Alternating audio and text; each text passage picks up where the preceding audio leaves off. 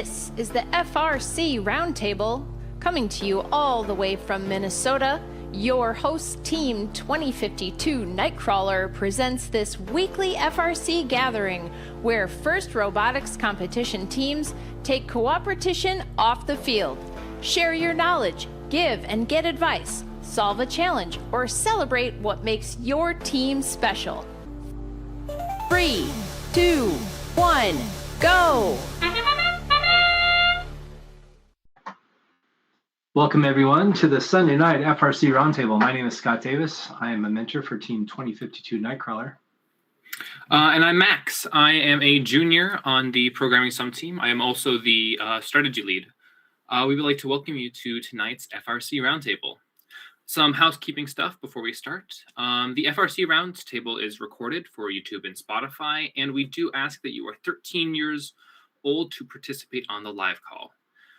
If you are comfortable, please use your cameras when speaking. The roundtable is no longer exclusive to Minnesota teams this year, so mentors and students from all FRC teams are welcome to join us. You can find more information, including our privacy policy, at team2052.com/roundtable. With tonight, I think for what's on the wiki section, I'll open up the strategy meeting section that is new-ish to our Okay, this just quickly goes over how we at Nightcrawler run our strategy meeting, specifically how we approach our pick lists. So yeah, if you're interested in seeing how we do things, give that a read. Thanks, Max.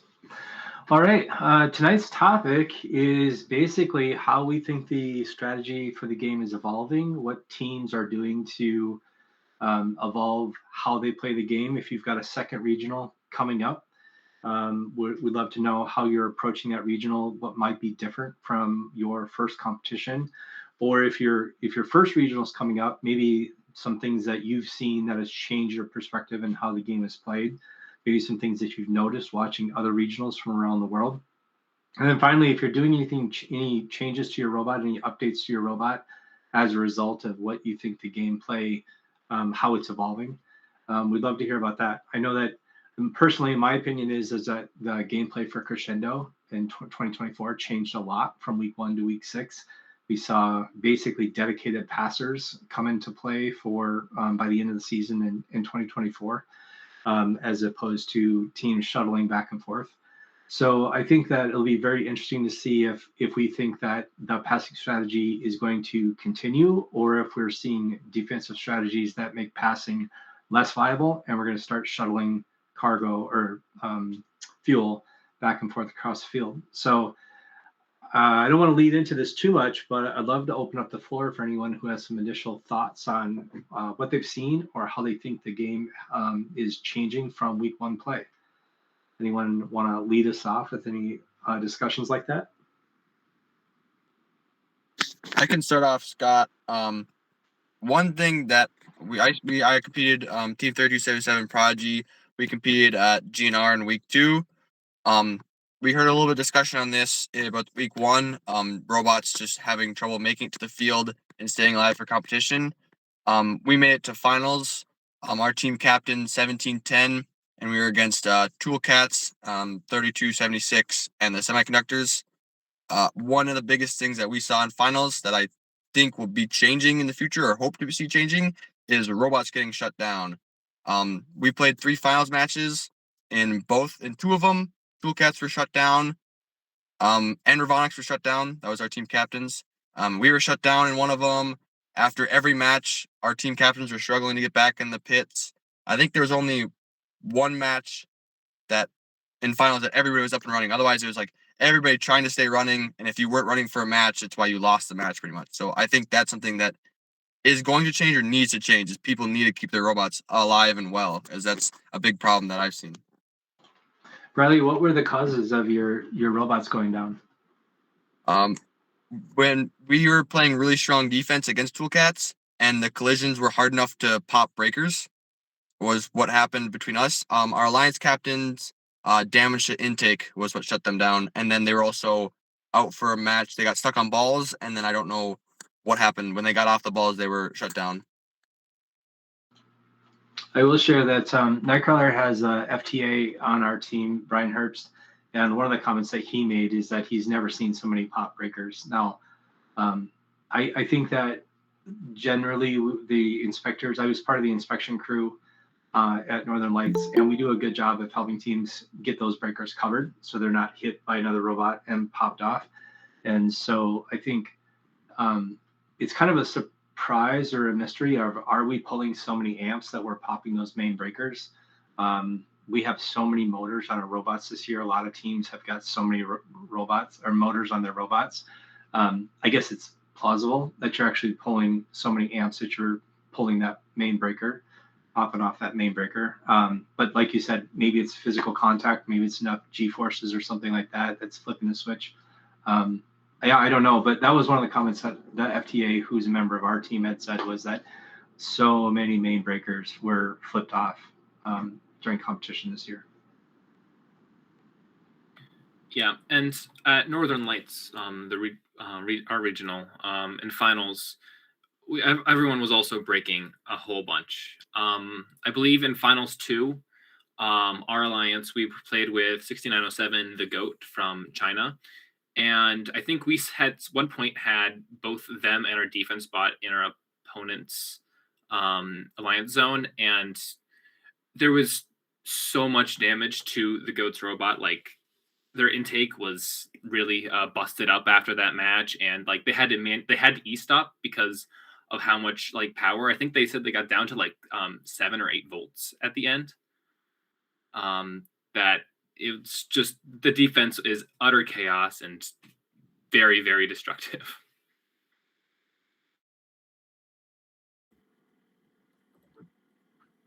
So you guys, when I watch other areas, it seemed to me like the defense in Minnesota was particularly aggressive. Is that just me? No, I would agree. Even at like Bluff Country where we were week 1, defense was fewer and farther between than it probably should have been. After watching Northern Lights and Lake Superior, when I came home, it was a night and day difference to how those games played. I found that down in Winona, games flew a lot smoother. It was a lot more offensive focus.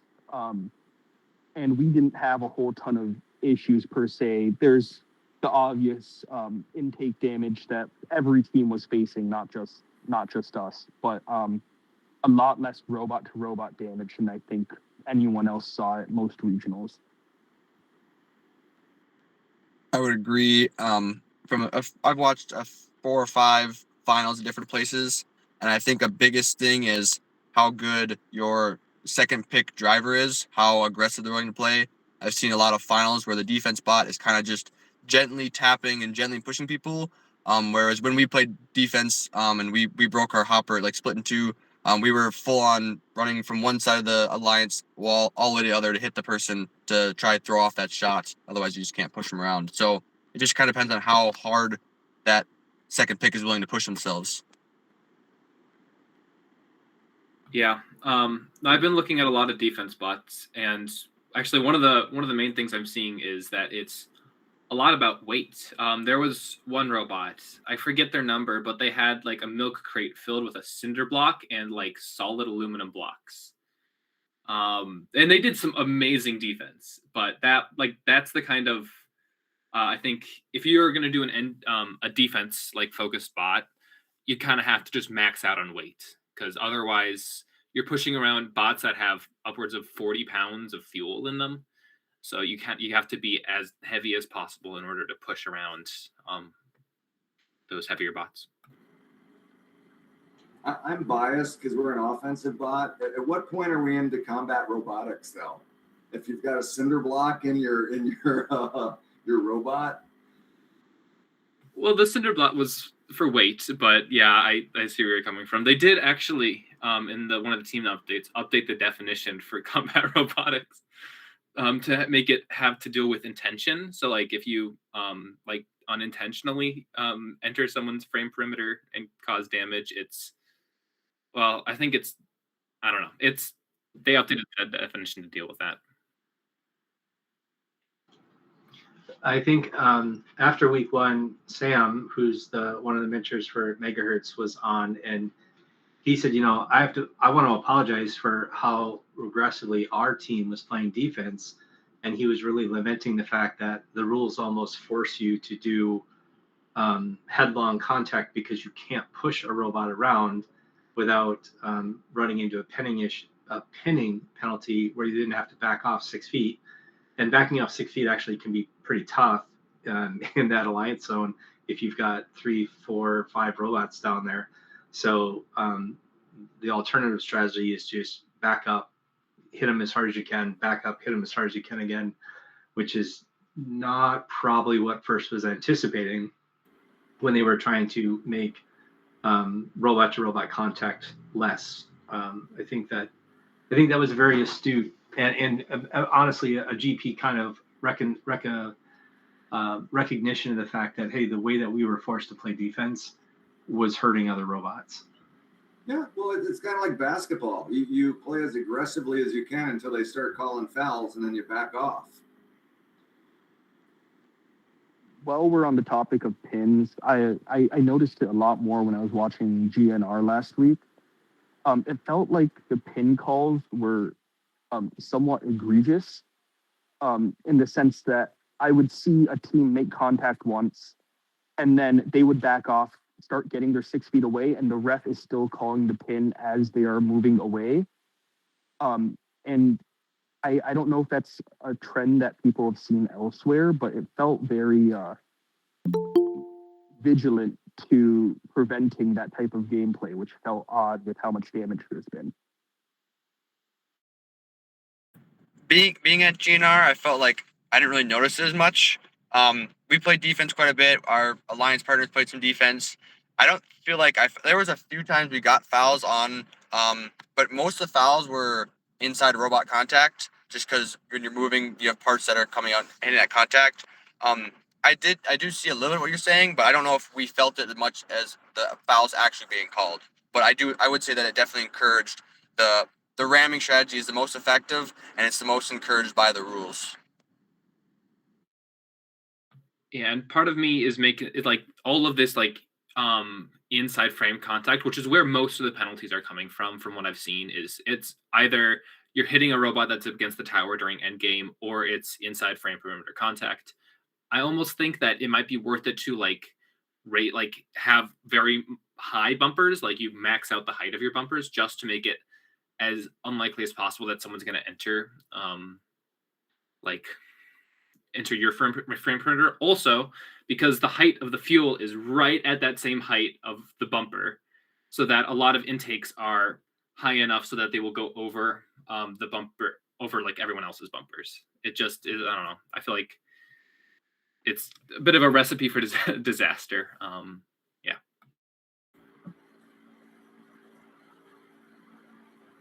So I have a question, and this is me wanting to interpret the rules to our benefit. So I don't know that it's entirely fair, but G418 on pinning says a robot is pinning if it's preventing the movement of an opponent robot by contact, either direct or transitive, such as against a field element.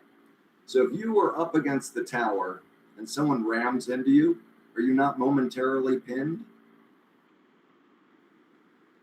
To my knowledge, that would be considered a pin, but it's I'm seeing a lot of it where it's momentary. They go, the pin gets like one call, which makes sense to me, but then they'll back away, and I start seeing the 2 call, which doesn't make any sense to me, because to me that call is when you are actively blocking someone, not when you are backing away to give them space to move. Yeah, and I think it should also be remembered that this is a very, very difficult game to ref. There's a lot happening all the time, so ref calls aren't going to be perfect. But I think as the season goes on, it'll get better. There will be less of those where you're getting pin counts as you're actively leaving, kind of things. Joe, you brought up the whole hitting against the tower, and on the topic of trends we'll see, I saw on one of the recaps that there was a team that was shooting. They would park right next to the tower, and they would park right next to where the bump meets the trench. because then you only have one side that you can get hit from to move. I think that's a trend we'll see moving forward as teams that'll try to get their shooters to be able to shoot from those two zones. So you have a spot to anchor yourself from to help give you a little bit of protection from the harsh defense.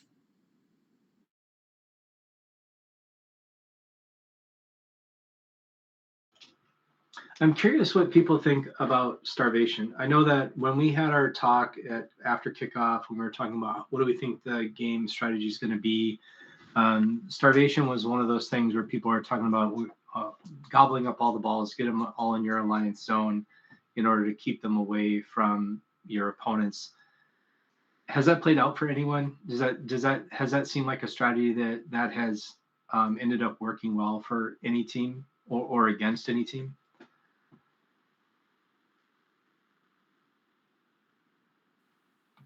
I think it's something. Oh, I think it's something that we saw firsthand at Bluff Country was that we had quite a few high firepower teams that were hoarding balls, like namely like Ironclad or Wild Stang, Wild Cards. They were often shuttling Mars Wars for that matter too. And you saw teams like 112 +1 go through and just they made their name playing defense and just taking balls out of their zone if they could, and that won them a blue banner. I think it's really effective as you start to see more of those higher firepower alliances go through.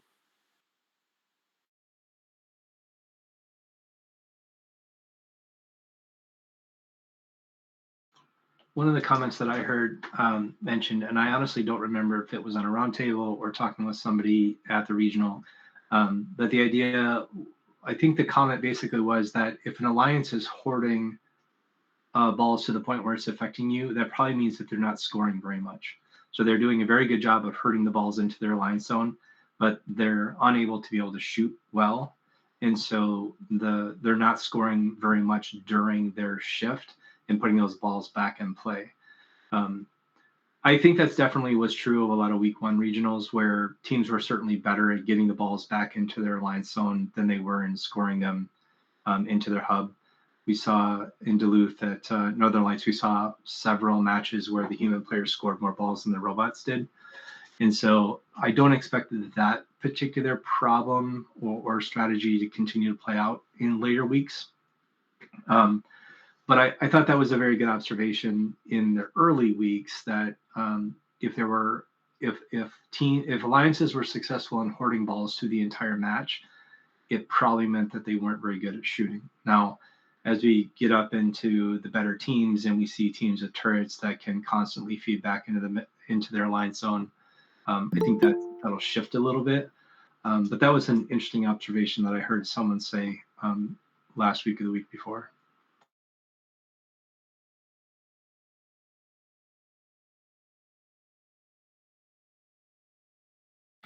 Yeah. And the other thing, for Northern Lights, when we went against teams that were hoarding balls in their side, we often would just sacrifice that bit of time that you can spend like feeding your alliance zone just to go into your opponent's side and just fill up your hopper and steal as many as possible and then just come back for the next shift, which I think it works fine. I don't think it's going to be something we're going to see at higher levels of play because it just takes a lot of extra time to go and steal and fill, because you also have to deal with upwards of like 2 or 3 robots in there at a time, because you're only really going to do it during the inactive period. So your opponents are going to be in their active period and they're going to be filled in their alliance zone. I think a good second pick might be able to steal. I think that would be a good second pick role, but I think for your top scorers, they're fairly rare, or if ever, going into the opponent's alliance zone. So We were. Go ahead, Riley. We were the picked by the 6th seed, so we were kind of lower down. Our offense wasn't as strong, so we actually did play. I call it offense defense, where when you're in your off period, you go over and to try to slow down some of that point scoring when they're active, and then on your way back, grab some balls. I thought it was pretty effective because our alliance captains were really good at getting balls into our area, so I didn't have to worry about as much as I just try to fill a hopper up on the way back, and I'd have enough balls in my area to score. So I would say that it was effective, but I'd also agree that going forward, when your alliances get stronger, that I don't think it will be quite as effective, just because it'll be better to try get your alliance area more filled up with balls. I would you can go ahead, Joe. You were Sure. So I'm with Team 3100, the Lightning Turtles. We're a big dumper style, right? So I mean, our plan was just to kind of fill up on our off shift, right? Get back into our zone, and then a couple times we ventured out of the alliance zone during our active shift after we shot the hopper full. Not worth it. So we just need enough in there to, I think we typically get 3 cycles, right? And it wasn't quite as full in the second and third, but we seemed to suffice. We just needed enough to kind of carry us through that, so we weren't doing a whole lot of hoarding. And I also felt that like herding seemed to be just as effective, if not more so, than shooting them back there. One strategy that I saw that I thought was pretty effective was keeping one bot in the opponent's alliance zone the entire time, and as they're herding balls in, they're shooting them right back out, or they're picking them up and shuttling them back out. So I think that's a strategy that we'll see more and more of, is you'll have one bot always stay in the alliance zone and constantly be shoving balls out, or playing defense during their scoring time. And then I think you'll see one bot that'll run the full length of the field throughout the whole match. So they'll score when they can, and they'll play another kind of disrupt the hoarding or disrupt shooting during the off cycle, and one bot that stays either in their own end zone or in the middle part of the zone. It really makes to play. I mean, you have some robots that are going to be playing full field back and forth the entire match if you do that. I think that's going to make the game a lot more dynamic. It's also going to make for some really interesting high speed cross the field, either hitting that ramp or hitting the trench at speed, because you're going to be running the full length of the field. I will admit, I have not seen a whole lot of regionals for weeks 2 and 3. So I don't know if that's already become a prevalent strategy. But we did see that play out during playoffs at Northern Lights a couple of times. And it seemed to me, and people can disagree with me, but it seemed to me that it became a viable way of playing the game. Yeah, I mean, that's basically the strategy we did for our second and third finals match for Northern Lights. And actually, it was very, very effective right up until the point at which we died for 40 seconds. Because it really puts that pressure on that one bot that's staying in your alliance zone or the neutral zone to like really do most, if not all, the scoring. And if they break, then you're kind of screwed, and that's what happened to us. That was pretty much what we ran in our finals, and it was Charger Robotics was the go-between, right? And they had some nice plays where they would, after their defensive shift was over, they would just push fuel from the opposite trench all the way down the field into ours, which I thought was a nice move. And interestingly, one reason that they were able to continue and not get broken, they had a through the bumper intake. So they were kind of optimized to be rugged, and maybe not quite so efficient, right? But they lasted, and it was a bit of a game of attrition. Yeah, that was why we lost in finals, was because our one main scoring bot broke. There was one other match in playoffs where our main scoring bot broke, but we had a really good communication in a switch where they went to go play defense, and both of our other bots came back, and we managed to put up just enough points. But otherwise, I think that main thing is if your number one scorer is down, you're pretty much out for the game, unless your two other bots can just pick up enough points here and there. Do you think as play goes on, we'll be less dependent on that one team who can really score? Will we start seeing better throughput from just your random alliance partners?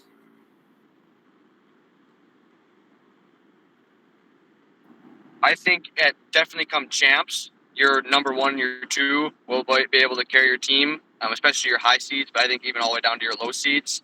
And I think your second pick is going to be you want someone that can play defense, someone that can shuttle, someone like you really don't even care how well they can score, just as long as they can push balls, feed balls back to you, and get points by stopping the other team from getting points. So, Joe, you bring up a really interesting question there, and I guess my thought immediately goes to is, well, what is the reason why the throughput wasn't there to start with? Is it that your indexing mechanism didn't do what you wanted it to do, and now you've got to rethink your indexing? Or was it a matter of our programmers just didn't get enough time to do aiming code, to do odometry code? I think that in talking to the coaches that I talked to, a lot of them said, man, we looked at this reveal video and you're like, oh, it's just one game piece. Oh, it's a ball. We know how to shoot a ball. This is going to be a great season for us. And then with it by week 3, everyone felt like they were a week or maybe even 2 weeks behind schedule. And they just felt completely out of their depth with this game for lots of reasons. I mean, there's unlimited storage of balls, which makes this problem so much harder. The weight pushing down your mechanisms makes it more difficult to get that throughput because things jam up. The frame perimeter, we lost, I don't even remember, somebody told me it was over 100 square inches of space in the robot. I don't know if that number is accurate or not, but we put that frame together and we said, holy cow, this is small. 2.5 inches on each side doesn't sound like a lot, but boy, we put that frame together and things got really small. With a pretty big game piece, honestly. I mean, it's not a small game piece when you're talking about holding lots of them.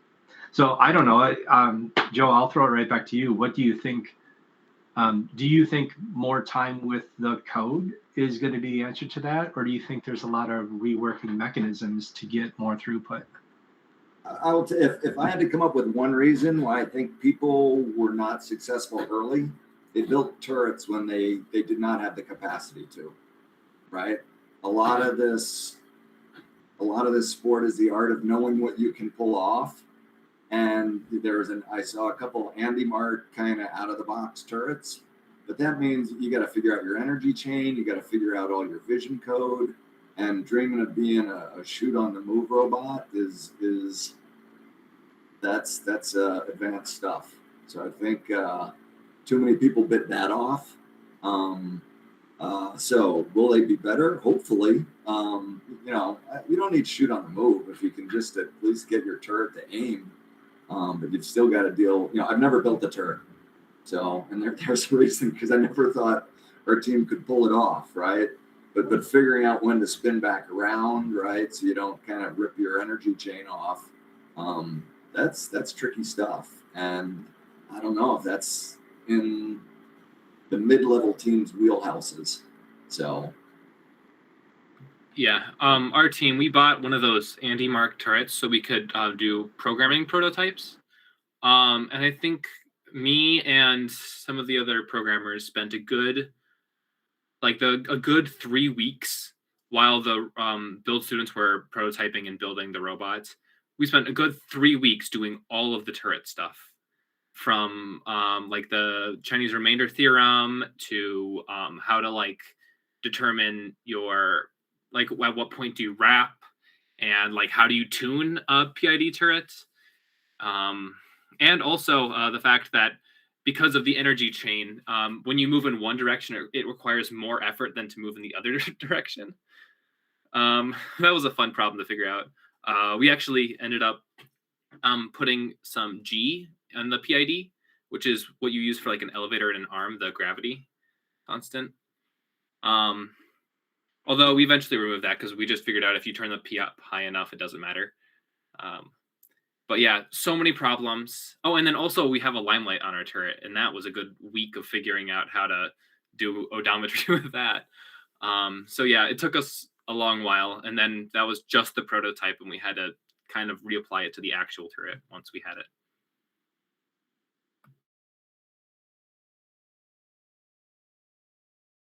we went through that a little bit. We went to week 0 with a turret on our robot, and we kind of had that idea of, yeah, this isn't going to work for us. So we switched to the big dumper style and shot 2 wide at GNR by week 2. So definitely the whole idea of this isn't for us, but we have enough time to turn around and throw something together for week 2, and it worked well for us. Hats off for not succumbing to the sunk cost fallacy that we've gone down this road. We can do it. We have to get this fixed. That skill will serve you well.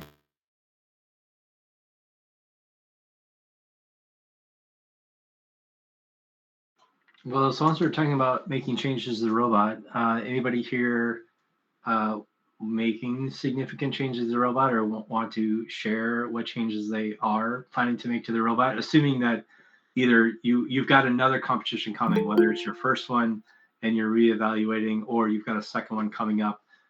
Anybody want to share any robot changes they're making? And that may include code too. It doesn't only have to be mechanical. So if you've come up with something new code-wise, anyone have something they want to share regarding changes? Well, we talked about that we went from a turret to a big dumper from week 0 to week 2. After our week 2 competition, the Monday afterwards, our robot was already torn down to a whole new frame and belly pan. We were shooting 2 wide with a drawer slides on our hopper for GNR, which is week 2. Our next competition is a week 5, and we will have a 4 wide ball shooter with no expanding hopper, but our hopper will be attached to our pivot intake. So basically a whole new rebuild from week 2 to week 5, but just trying to get more ball output and focus on getting as many balls in the air as possible. And then also changing the angle on our shooter so we can try more full field shuttling, so we can be in the other line zone, at least get them out to the neutral zone, because our last one, it was angled too high and we couldn't shoot balls forward at all.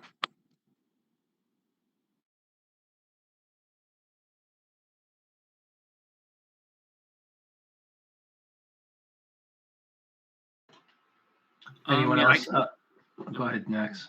I can talk about a bit about what programming's been up to between our first regional and now. There's some build stuff that's happening, but we can talk about that later. So programming, essentially at our first event, what went really, really well was our autos. We had 2 side autos that would go out to the middle, come back, and we could reliably get about 40 fuel in auto.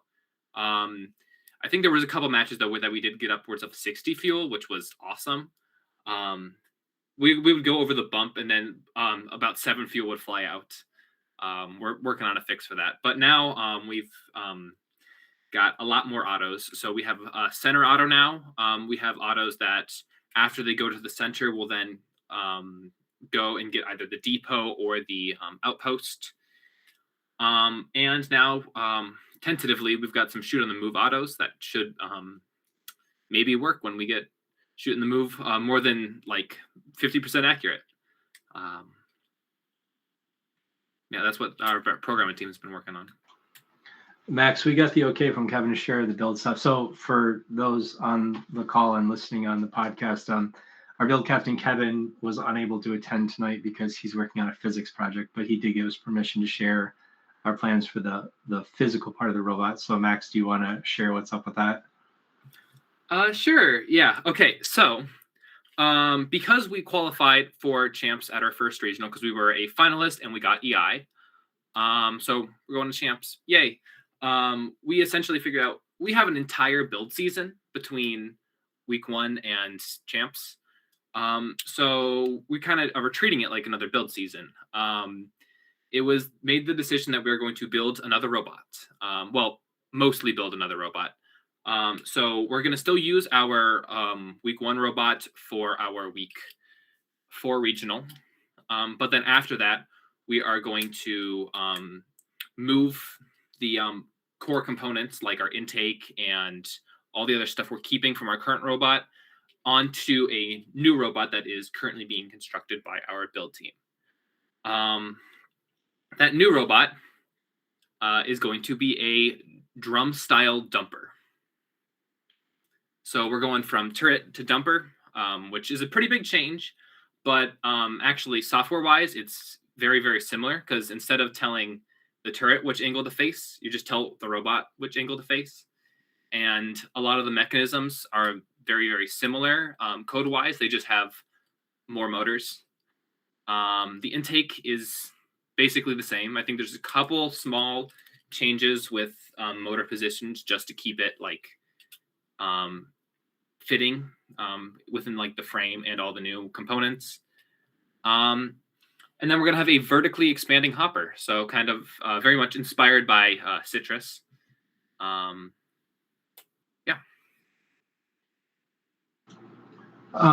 of the things that came up in our design talk that I remember seeing on Slack was the chats about power. So I don't know what everyone else's experience was, but we were running out of battery with about 20 seconds left in the match. Anybody else experiencing massive battery drain during 2 minutes and 40 seconds of match play? The 2472 was seeing that too. So the discussion of with a turret, running the turret, we were running and constantly cleaning up balls in the middle. We were pretty much always running our intake, always running our spindexer, and always running the turret through the entire match. And lacking the ability to add a second battery to the robot, we're thinking that maybe a dumper won't take quite as much battery because you won't be running your indexing and your shooting constantly like we were with our turret bot. So the robot hasn't been built yet, so we're yet to see that. But when we were talking about how do we reduce our power draw, we were really struggling with that, and we were looking at the other archetypes of robots that are out there, and looking at as a dumper bot as a way to potentially have enough battery to make it through the entire match, as opposed to what we were seeing with our turret bot. So I'm curious with your drum shooter, right? So you're going to be on a single axle that you're pushing all the fuel through. Is that correct? Yeah. Yeah. So how much firepower does it take to handle that kind of recovery time wise? Because one of the intentional decisions we made is on our dual shooter, we have 2 independent axles, right? So that way we know that the ball, if we're on a single axle, as soon as you fire, your wheel slows down, right?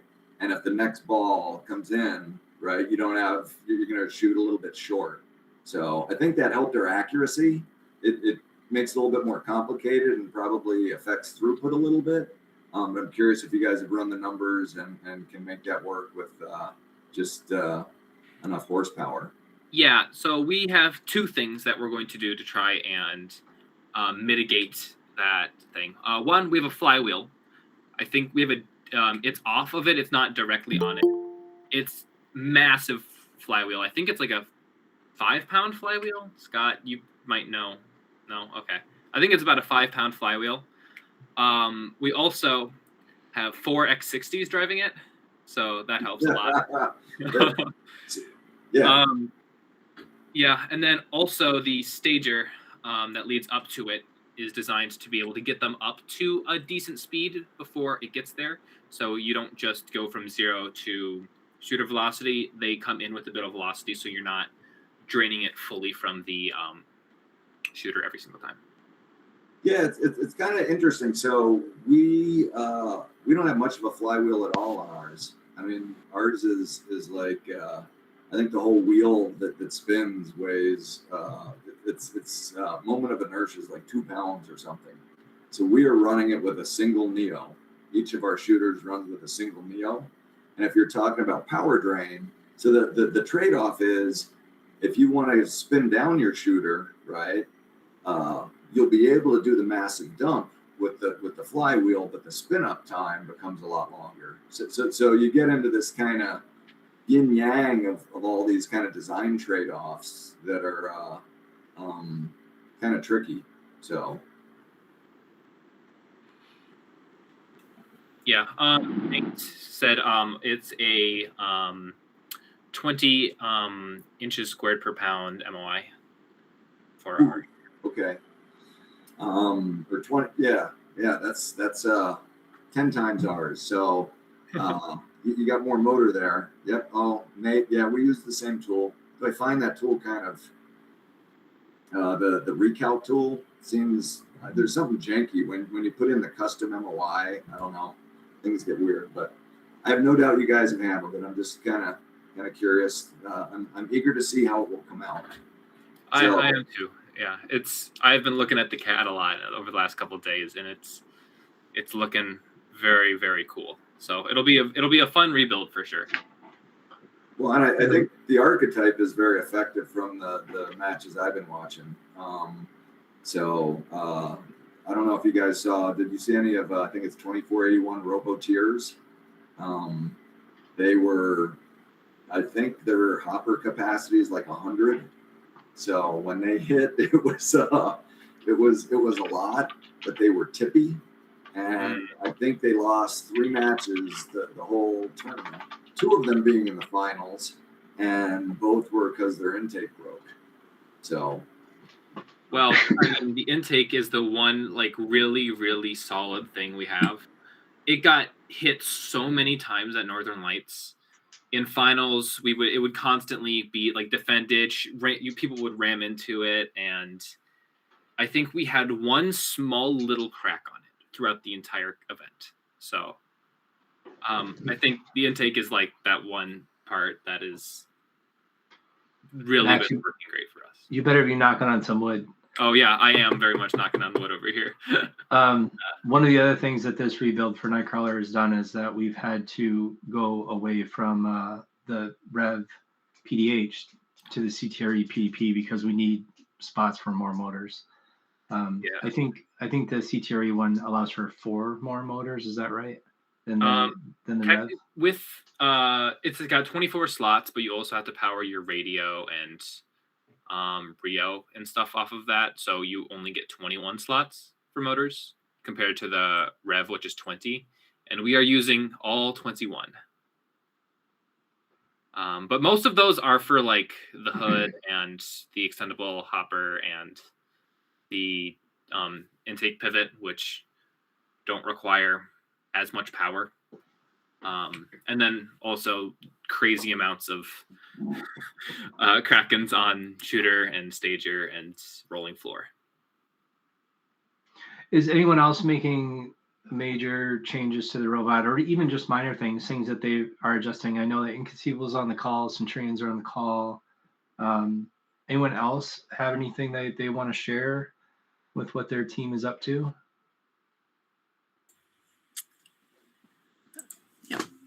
Centurions are going to a dual shooter to be able to increase the capacity. And I know they've done a number of things with tweaking and troubleshooting what didn't go like it should have or like we wanted to at Northern Lights, and working on code and also just better communication with one another, because there were a couple of instances where things got changed and it wasn't communicated to the drivers. So, early season stuff, correctable, and the kids have been working hard to make those changes.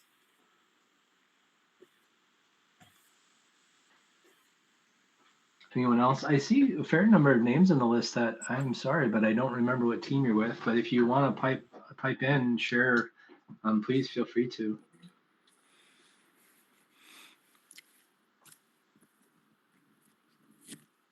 I'll just say from 2530 that our focus is completely programming, and we have decided to do the turret that we've never done before, which possibly is a mistake, but is really, really interesting and difficult to do.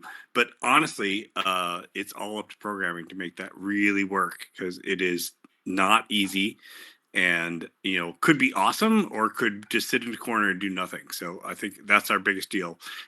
And our other secret from our Bluff Country Regional is we had our intake, which worked actually very well, overheat many times just at the end of the match. Get a can of spray air and cool it down. That is probably not something I should divulge. But honestly, I went out and ran to Home Depot and got some spray air and cooled it down below room temperature before we started, and it survived the whole match. That is possibly cheating, but worked very well. Those motors have cooling ports for a reason. We don't have any air on our robot, but that works. Yeah. Yeah. I think that that you're talking about turret, and I know Inconceivable, you guys have got a really interesting turret chain, so energy chain solution, which you were featured, I think, on the Fun Network, right? Is that where Yep. it was? Yep. They showed your energy chain design. I can say that we spent so much time trying to get our energy chain to work correctly with our turret. It was a unexpected challenge that we ran into with our energy chain. Yep, it works. I mean, It works surprisingly well, and offloading it to a side cartridge essentially. I didn't think that would work, but it honestly works really well. As long as you don't have any obstruction and there's not any chain bits that fall apart, it's very easy. But you need to, CAD that in and make sure that that works. But the fact that you don't have to have the space in your turret for the energy chain is actually really cool. And I give that all to Luke. Luke, our architect of that, did that all. That's all his deal, and it works really well. So it's cross your fingers. It continues to work, but very good. I saw another. I think it was Fun Network. Highlighted somebody else's energy chain where they basically ran it down the length of the robot with a spring, which was a very interesting way of solving that problem too. I can't remember where exactly I saw that or what team it was, but yeah, energy chain's tough. It's always been tough, but when you're wrapping around a turret, things get a lot more complicated. I think in the end ours worked pretty well, but we spent so much time on it. Yeah, I think we had 6 different energy chains at like 6 different versions. I think we eventually just settled with a bunch of wires wrapped in it's some mesh thing. I'm not a build student. I don't know what it's called, but it just wraps around underneath the turret. So it's like between our turret and our stager. It gets us, I think, about it's wire loom. Thanks, Ben. About 380 to 390 right now. But that number of how much it gives us fluctuates depending on how stretched out the wire loom is and if it was properly mounted. Because if it's not properly mounted, it gets us about 460 degrees, which we did, I think, throughout most of week 0 before we realized it was broken. So yeah, we've had some very steep learning curves with that energy chain. We haven't touched on this topic yet, and it's probably kind of the elephant in the room, but let's talk about climbing. Anybody going to climb in their next regional? I was just going to ask that. Joe gives us the thumbs down. Lightning Turtles are not going to climb. Anyone else have any plans for climbing?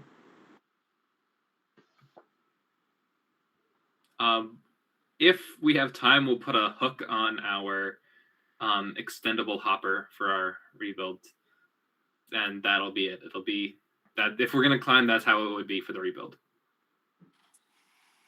If we qualify for Worlds, it's a conversation, but for week 4, off the table. I think I saw less climbing in subsequent weeks than I saw in week 1, to be honest. Watching matches this weekend, I don't remember any climbs at all. Small sample size, but that's the vibe I sensed. There was one climb that I recognized from this week. We were watching Nevis team, I think it's 3102 in the Great Smoky Mountains Regional, which is in Tennessee. Their climb won them auto most matches because they auto climbed, and it was a very simple, like an over bar that they just kind of, at the very end, they climb, and then it took them like a second, maybe 2 to climb, and just pulled down. It was really quick. If we see climbs from mid-level teams, I think that's what it's going to be. It's just something that can really quickly get you off the ground, but it's so hard to fit that in with the robot, and you lose. They're not a high outputting shooter, and I think that was a sacrifice they had to make to get that climb. Just as a note, climb points do not contribute towards if you win auto or not. It's only the amount of fuel you scored. And that's the hard part, right? Because you trade, it's not just trading off your hopper capacity to put in a climber, but it's also the time to climb. But I think a really important aspect that one of our build mentors brought up. I believe it was Beatrice brought this up. She had mentioned that, hey, it's not just the amount of time that you give shooting to climb, but it's also the amount of time that you take to get down to then cross back over the bump or into the trench to try to get another shot off in those 10 seconds. Assuming that even if you did win the auto, you only have 10 seconds to try to get another hopper full of balls off in order to take advantage of that 10-second transition time. So climb is a really big trade-off, and it really only makes sense, at least in my opinion, if you can get the ranking point for it, which can't do that alone. So it's a tricky one. You need to have enough. It's sort of like herd immunity. You have to have enough people that can do it for it to be worthwhile. Can I pivot to an auto comment, Scott? Sure. So early on, I thought winning auto was really pivotal. I don't know. There's a thread on Chief Delphi though, and what's interesting, and it kind of makes sense when you think about it, because winning auto gives you a chance to prepare for your first scoring shift, right? But if you lose auto, you get a chance to prepare for endgame. So I'm of the mind now that it is that the biggest advantage to winning auto is that you start with a higher score, right? Then the rest of the shifts are kind of even, but it's kind of, you're spotted 10, 20 points, which increases your chances of winning more so than it's kind of a holistic thing, because I think it evens out. Any thoughts, comments? I mean, I mostly agree with that, but I think that there is still a benefit to winning auto in that even though you don't get a shift, an active shift between your last shift and end game, you still have 2 inactive shifts that you can use to prepare for both your next alliance shift and also have some early preparation for end game, where if you feed in and push more fuel than you're going to use in your alliance shift, you're setting yourself up for endgame. Well, I don't think it is as much of a benefit to an auto as a lot of people were initially thinking. I think it still is a benefit over losing auto. Yeah, I think someone compiled some stats, and there weren't many where auto was a coin flip. But I think between the coin flip and maybe winning by 1, the chances of winning the match, or the percent of people who won the match was less than 50%. It was like 47% or something. So small sample size, but it, regardless, I think it's less important than I thought in the beginning. Yeah, I mean, sorry. Well, we'll have to see for higher levels of play, because I think a lot of I read that Chief Delphi thread too. A lot of those sample sizes were from qual matches, where where it's like, I think a lot of our early season matches in quals are there's a much larger skill gap between like with some of like the robots on like the alliance that's going to win and the other one. So it does a bit mess up the data there, because it's pretty easy to predict either way, no matter, even if you don't have the auto stuff. I think where we'll really be able to see if it does truly matter is with the district championships that have a much higher skill level, and then also champs. But I mean, by champs, it doesn't really matter as much, because that's the end of the season. I wonder, and I don't think we'll ever know this, but I wonder, had it been a traditional season where everybody at the last 20 seconds is racing to do their end game, how much this first shift, second shift would have mattered when you're kind of reserving the last 10 to 20 seconds for a traditional climb, where this year no one's doing that. And so now you're just scoring balls the entire time, and maybe shifts don't matter nearly as much had people prioritize the climb, or had it been worth enough points. That climb would have completely changed that last 30 seconds, the dynamics of what you're doing during that time. But it's an interesting observation. I almost think that 10 seconds between auto and first shift might be the most critical time. If you do win auto, I feel like you need to score something in those 10 seconds to take advantage of that time. Otherwise, you're using 30 seconds to prepare for your first scoring shift. And that seems like a lot of extra time to prepare. So getting back and getting at least a hopper of balls off during that transition time seems like a very important thing to do. If anyone's looking to optimize autos, maybe running your bot back out into the middle and starting to fill up your hopper so that you can get back in time might be a good one. So it sounds like climb's out. Everybody says climb, no climb, which I think is a consensus that we've sort of all come to watching regionals. But who knows? You know, we might get to something may change in the next 3 weeks, and maybe we'll get to champs, and there'll be tons of auto climbs. It'll be very interesting to see if this evolution will happen or not.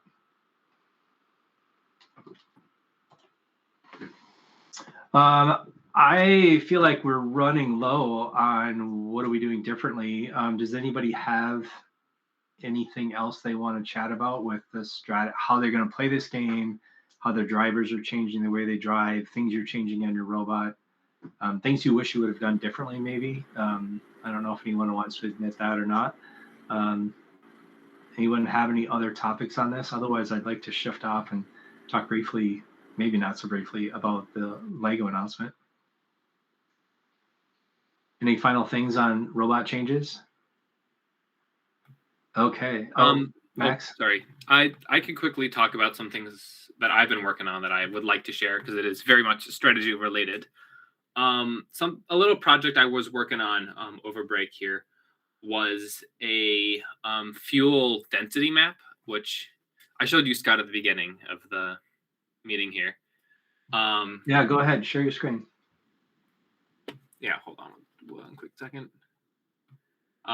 It's not greatest right now. I need to fine tune it, but essentially what it does is it will watch a match and it will look for all the yellow pixels, and it will count the essentially the ratio of how many frames there was a yellow pixel at that pixel, or how many frames there wasn't. Here. So this is the map I created for the current world record. All the magenta dots, the brighter the magenta dot, the more frames it was. There was a bunch of fuel there. So you can kind of see the densities where you have very much the alliance wall here. And then again, also very much the center of the field is absolutely, there's always fuel everywhere, but you can also see spots where it's like against the bump and right in front of the hub. I love the stream in the air. Huh?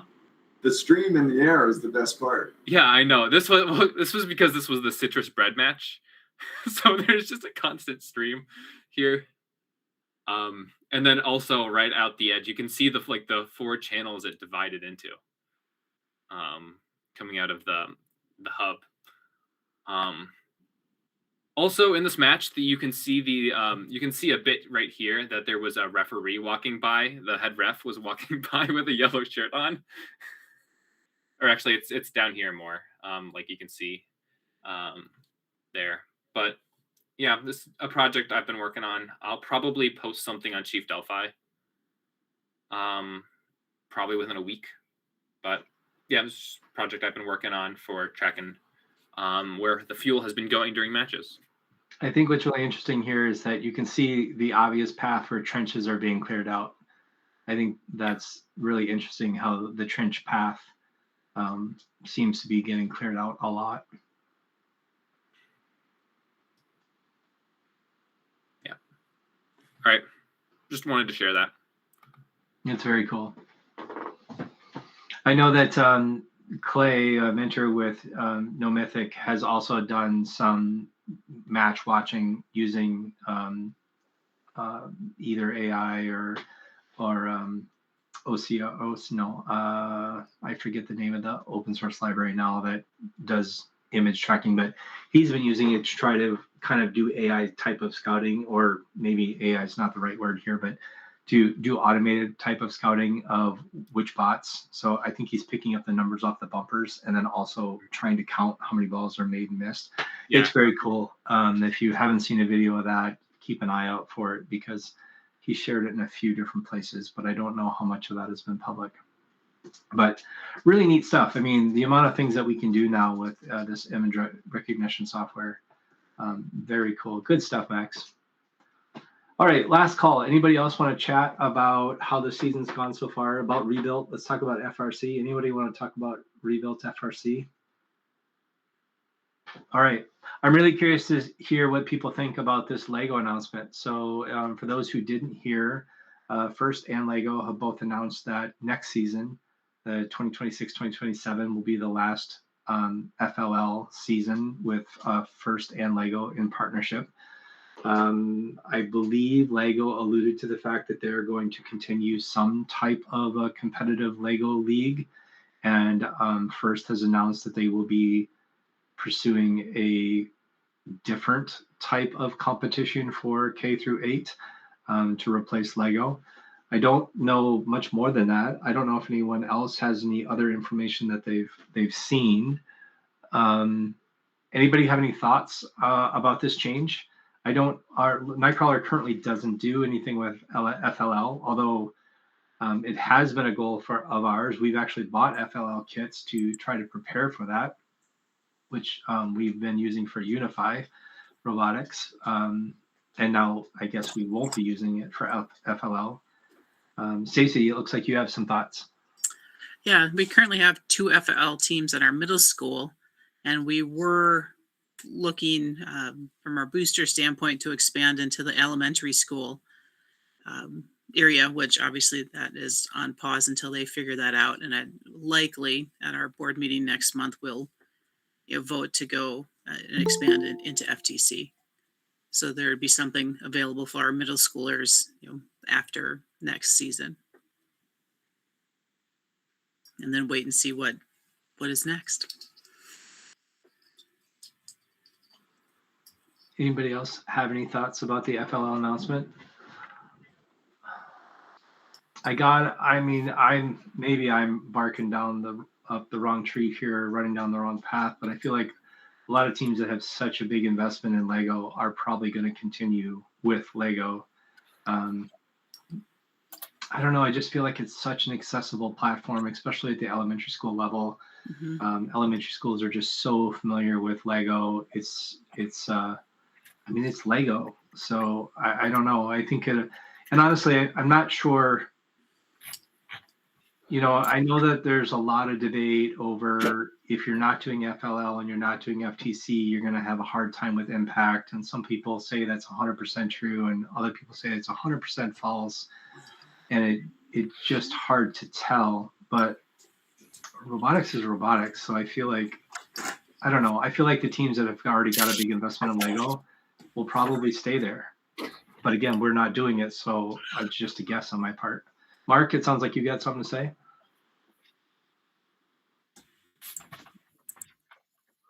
No, my error.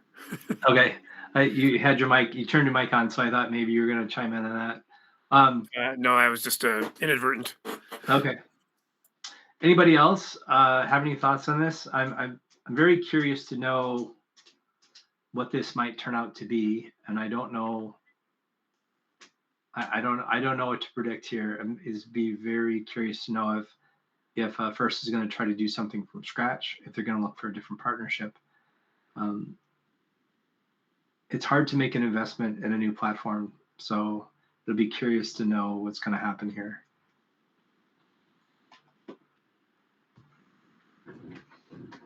All right, well, I guess I totally shut down the conversation. Nobody wants to talk about Lego.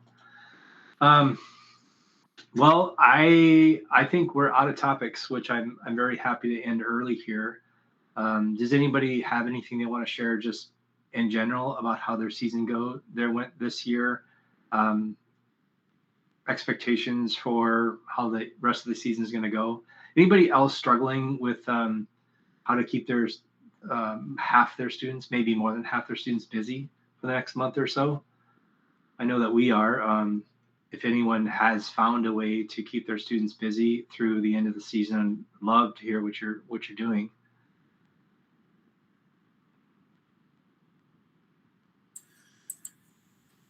maybe not keeping people busy, but we are starting to cut back on which teams report to each practice or each build session, just to give everybody a little bit of a break. And then, we have summer classes that the students teach. So starting to work on some of that through the community ed program, so we can get a little bit of a jump on that. Pretty. From 2530, I know what I've been doing to keep busy is making trinkets and trash. So things like earrings and keychains that we can give out in the pits, and just like kind of uplift our team and make it more fun. Yeah, that's a great idea. I think that, my head is starting to go towards thinking about summer fundraising outreach, things like that. That's a hard thing to do right now for a lot of folks on our team. And I haven't really talked to any of the students yet about who's interested in doing some things like that. But I like the idea of what did you call it? Trinkets and what? Trinkets and trash. Okay, that's a good one. One of the things that we're going to start doing here, especially with our build students, is we're going to start doing CAD training. A lot of the build students and the build mentors and I have been talking about next year already, and we're talking about, we're losing one of our build captains who is leading all of our CAD this year. He's a primary CADer on our robot this year, and we're talking about trying to backfill that next year, not only with another proficient student who we have someone coming up to fill that role, but to spread the wealth a little bit in terms of who's doing the CAD. And I've been saying, well, this summer we're really going to have to push on some CAD training, and this summer we're really going to have to push in the CAD training. And the realization came of, well, why would we wait? So we're going to start new CAD training for anybody who wants to get into CAD. Which sounds odd to say that we're starting it this late in the season, but we're actually starting it for next season. So CAD training is going to be an initiative that we're starting next week to try to get more students into CAD and take this time to start ramping up for next year. Another thing I'd really like to do soon, and this could impact our programmers as well, but I'd like to get our RAMI robots back up and running. I'm sorry, not RAMI. We stopped using RAMI and we went to the XRPs.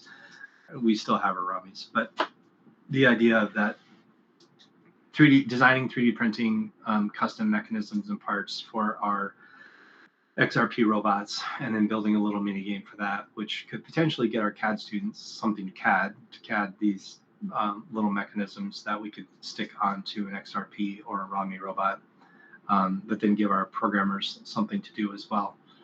So it's a big goal. It's something that we usually save to the summer, but it might be something that we start working on again now. Anybody else have anything that they're planning to do in the next month or two? Well, Scott, can I jump in and maybe not answer that question, but if you don't mind, can I ask another strategy related question? Absolutely, let's do it. So this isn't really strategy per se, but I just wondered what the collective mindset here was about how scouting has been going to inform your strategy and how you're coping with the, impossibility, unless you're Clay with 2491 and his nice little software to count the actual shots. How are you coping with that? How are you coping with EPAs and OPRs that are maybe not as effective measurements as they used to be, or as they have been in previous seasons? Just, what data are you using? I'd be curious what your scouts, or you're training your scouts to look at, what data you're relying on. Yeah, I could probably talk about this for like 5 hours. I'm not going to. I'll try to be brief. Me and our strategy team have done a lot of work on figuring out how we're actually going to count how much fuel people are scoring. And so right before our regional, we had a strategy training meeting where we just sat down with all of the new students and a bunch of the returning students that would be scouting for our first regional. And we just kind of sat down and we taught them everything that they need to know on how to scout. And then we brought up some week 0 matches to try to have them practice. And they were actually pretty accurate. There was one match where the robot they were scouting scored 88 fuel. And most people got within about 15 fuel of that number, which was really, really good. For the actual app, though, we have been setting it up to be an increment of 5. So instead of having to count each one, you just see the little groupings of 5, and you just increment 1 for each little grouping. And that seems to work very, very well.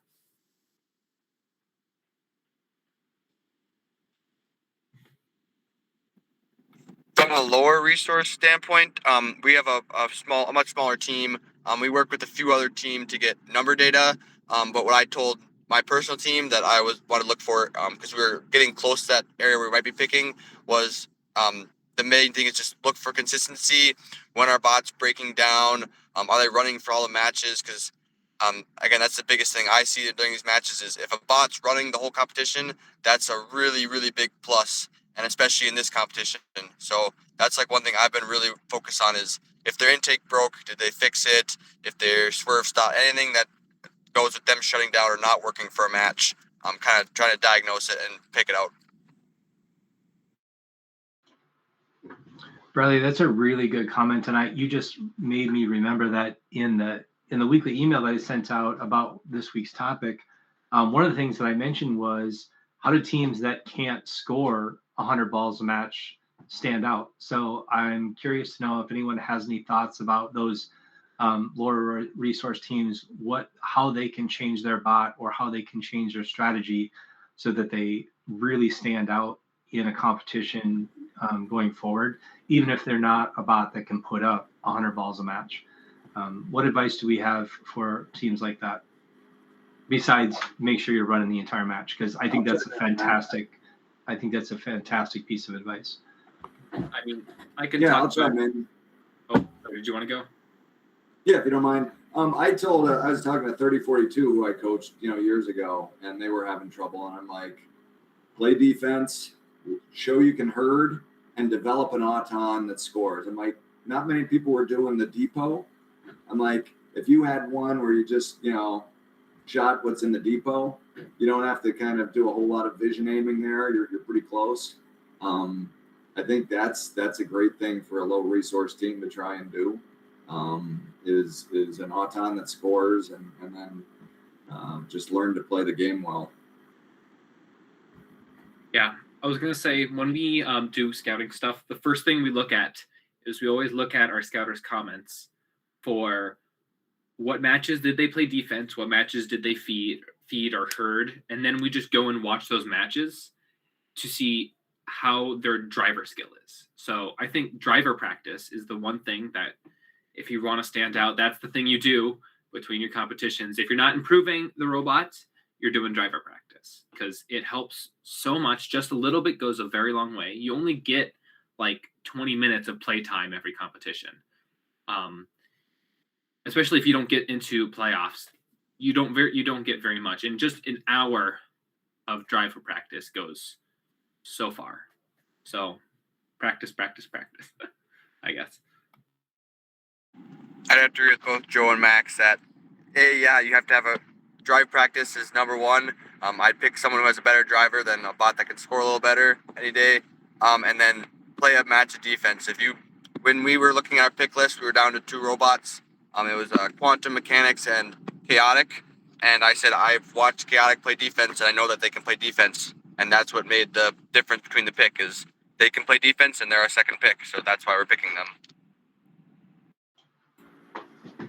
Yeah, I'll throw in one more for us, with the big dumper style and being a strong offensive bot.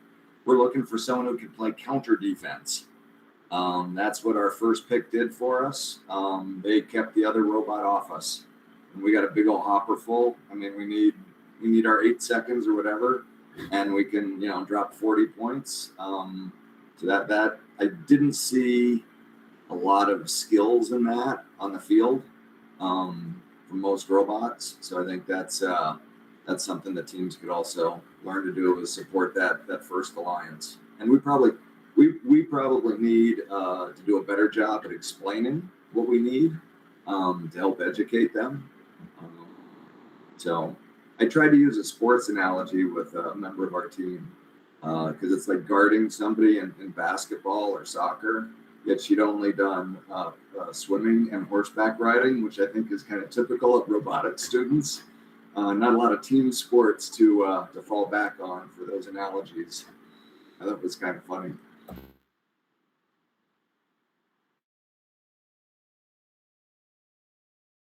Sorry, I wasn't muted, and then I muted myself. I'm curious for those that are in charge of the scouting metrics. Are you collecting metrics on herding or feeding if they're shooting balls across the field? How are we tracking teams that are filling the alliance zone full of balls? Is that a metric that's similar of you counting by fives, or is that just something in the notes? Scott, for us, we have a checkbox. If they herd during the match, they check the checkbox, and then we also count the number of balls they shot fed. Increment of 5 again. Max, when you say shot back to the alliance zone, or shot? Yeah, they like indexed through the robot, went out the shooter, and shot back to their alliance zone. I am very curious how other people are tracking it because our method isn't perfect. It doesn't really capture how good they are at either of those, just that they're attempting to do it. Yeah, I will say that in the matches that I have seen, there's a difference between a robot that runs up against the wall and then just pushes down the wall, and robots that look like they're doing a ballet out there with their way they're swooping around and herding the balls into a pile like a sheepdog type of it's magical to see some of these good drivers out there sweeping up balls in wide, broad arcs and then bringing them into a single spot and pushing them all through the trench. Very impressive in many cases, but very hard to quantify in terms of how good are they at herding the balls. All right. I think. Hang on, Scott. So Max, you're the stats guy. So would that should we see a good herder get impact in their EPA or OPR? Right? Yeah. They're contributing, right? They might not be shooting, but shouldn't that be reflected in those statistics? Yeah, I mean, if they're not just feeding to collect and hoard balls, they should be increasing the output of the teams they're working with, which would show up in their EPA or OPR. And I'll just put in my take is I'm not a super stats guy, but I think the EPA does not properly reflect things as much as OPR. I've seen bots that I don't think are that good still. There's the recency bias with EPA versus I think OPR is just per tournament. And it basically figures out the math. So I like that more as a stat. Oh yeah, OPR is by tournament, but OPR is a little finicky to work with because essentially, especially at champs, where basically every match you're with like a very, very good bot. If you're like a defense bot should have like fairly low EPAs if they're just going around and reducing the opponent's alliance score. But if you're consistently with a bunch of bots that are putting up 100, 200 points every match, your OPR is going to be a lot higher than what you're actually contributing. Versus EPA. EPA is a lot harder to move around because it takes into like the points you scored at your first regional are used to calculate the EPA at champs, which is a little rough because by champs you've played a lot of matches that your EPA is more set in stone than like when you first are starting out at your first regional.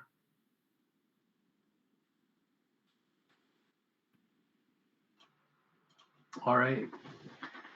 Anybody have any final comments? Because I feel like this is a good spot to wrap things up for the night. But I want to make sure we leave room for anything else. I thought this was a good discussion. Not too bad for throwing something against the wall here and trying to come up with something last minute. I will take this opportunity to say, please, please, please help us fill out the schedule. So, Joe, I'd love to have the Turtles come on and talk about their season and robot decisions. Get to know the Lightning Turtles. Sounds like a great session. Just let me know what date you want. Tell them we'd love to have them on. It would be fantastic. Riley, too. I don't think we've had a Get to Know Prodigy, have we? Am I remembering wrong? No, we have not. I would love to have you guys on. You're a regular contributor on the Roundtable. I'd love to have your team on and share what's going on with Prodigy. I think the other folks we've had Inconceivables, we've had Centurions. Mark, I don't think we've done the Emperors yet. So if that's something of interest to your team, please let them know. Am I wrong? I don't think we've had to Get to Know the Emperors yet. But Nope. For those listening, please, we really do need some help filling out the Roundtable. And if there's somebody you'd like to hear from, send me an email. You can reply back to that email that goes out every week telling you what the Roundtable is going to be about. You can just reply back to the email, or you can send an email to info@team2052.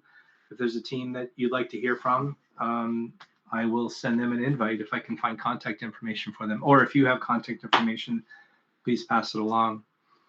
All right, with that, I will sign us off for the night. Thank you, everyone, for joining, and we will see you next week. Next week, I'm almost certain, 95% certainty here, that next week's topic is going to be hosted by Nicole Shoshaw, our first regional director, and we're going to be talking about logistics for champs for teams that have qualified or may qualify soon. I believe that's going to be our topic of conversation next week. All right. Thank you, everyone, and have a great night. That's it for this week's FRC Roundtable. Join us live all season long, every Sunday night. Visit the website at team2052.com/roundtable to sign up for weekly invites. In the meantime, keep building, keep learning, and we'll see you next week.